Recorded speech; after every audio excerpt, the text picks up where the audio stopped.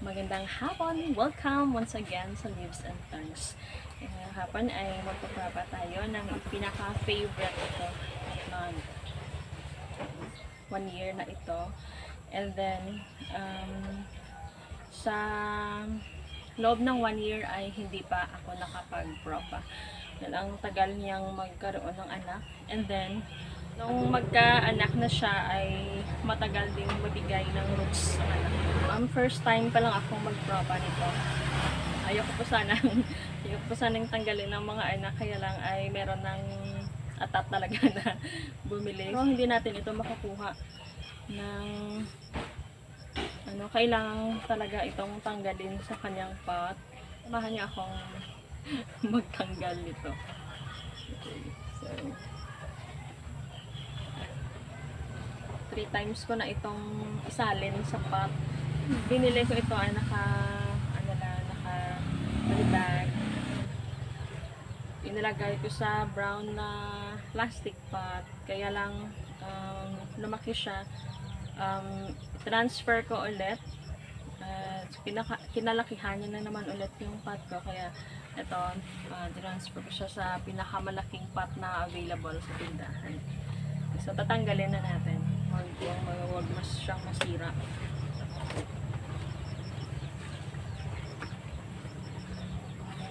Para sa akin ay rare pa itong plant na ito. Sa dinami-dami ng mga buy and sell na groups na sinalihan ko, hindi ako makakakita ng ito na tinitinda ito. Dahil siguro nga sa matagal siyang magkaanak.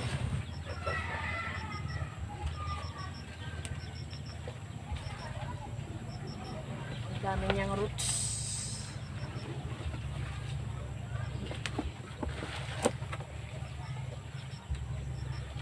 Bago ko siya pinropa, nilagay ko muna sa silong ng ilang days para hindi masyadong basa ang kanyang soil. Dahil dito araw-araw umuulan. So pag basa, maipropa mo, baka mamatay. Baka mag-rot. Wow.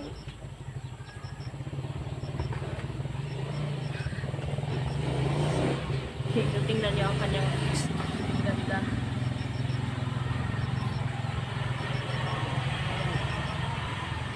Maganda ng kanyang roots.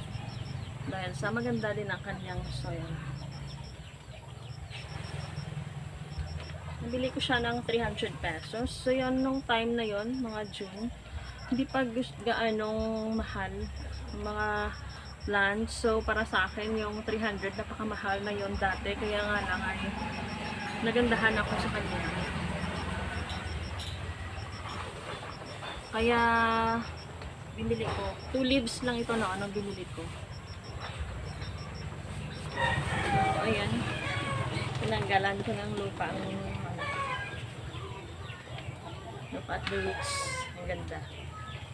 So, ang hirap tanggalin ng kanyang mga anak dahil masyadong nakakapit. So huhugasan ko muna para makita ko masyado kung pwede na bang tanggalin or hinugasan na natin para makita natin talaga yung mga roots at nang malaman natin kung saan dampi tayo magkakat.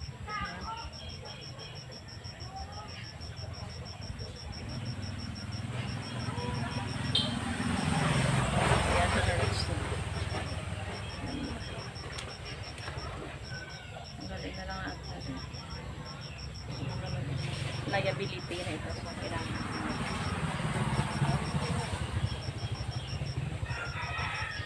Ang dami niya ng anak, kaya lang parang ang hirap pang tanggalin.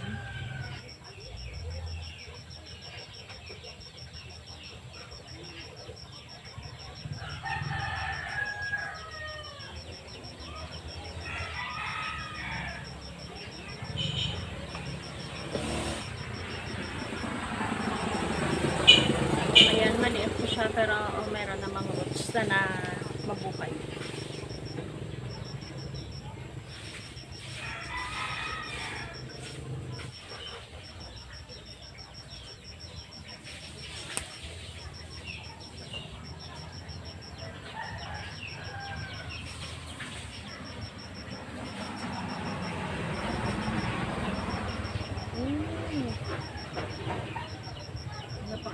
short pa ng root niya.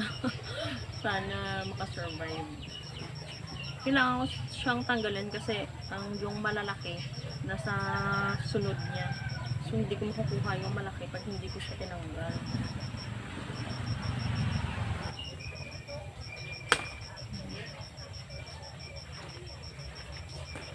Okay, ayan. Malaki na.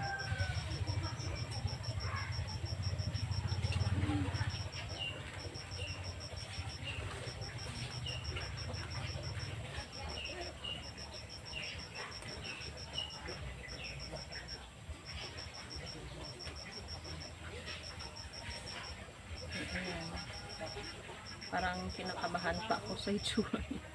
Baka mamatay. So, wag na muna nating itatanim ito ngayon dahil basa pa. I-air dry ko muna. Okay, so, yan na lang muna ang tatanggalin natin dahil itong iba ay masyado pang nakakapit. Baka mamatay. Wag na nating pilitin. Meron pa siyang 2 anak and then meron pang mga maraming susulputang mga anak. Meron tayong 4 na nakuha. Okay na yan. Hindi na masama. Hihintay ulit tayo ng ilang months bago natin makuha tong iba. Kasi masyado pang nakakapit and then wala pang masyadong roots. Baka mamatay, sayang. Okay. Hey, good morning. Magpapatuloy pa tayo sa ating pag-propagate ng ating Adelonima walisi. Sinearch ko masyado ang pangalan nito dahil maraming videos or even sa Google and hindi tayo talaga sure kung Adelonima siya or Humalonima. Marami ako nakita na Huma, meron ding Adelonima, so na-confuse ako. But para sa akin, ano siya, Adelonima walisi. Importante walisi. 2 klase itong walisi natin. Meron ako doong maliit. At ito, lumalaki ito. Malaki. Ano ang kanyang mother plant? In-air dry ko na. So, itatanim ko na ito. Ipapakita ko na lang yung mga anak na ipakita. Ito silang 4 kahapon. Na-air dry ko na. Para hindi mag-wrap.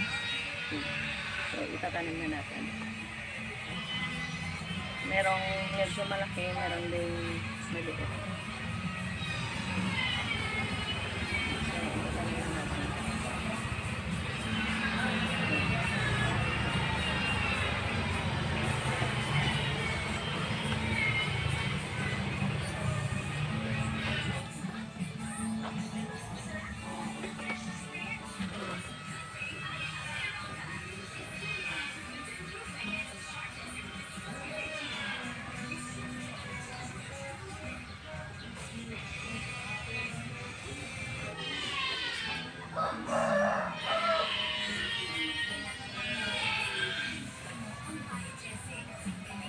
Masyado pang short ang kanyang mga root. Sana lang survive. Okay lang.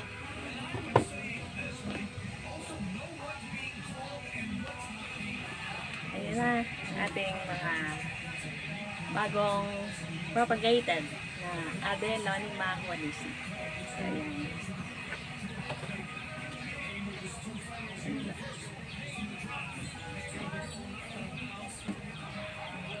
Pinakamalaki. Ayan po. Halagay na lang muna natin sa hindi siya masyadong uulanan para iwas rot ang kanyang mga roots. So, ayan na sila. Maraming salamat.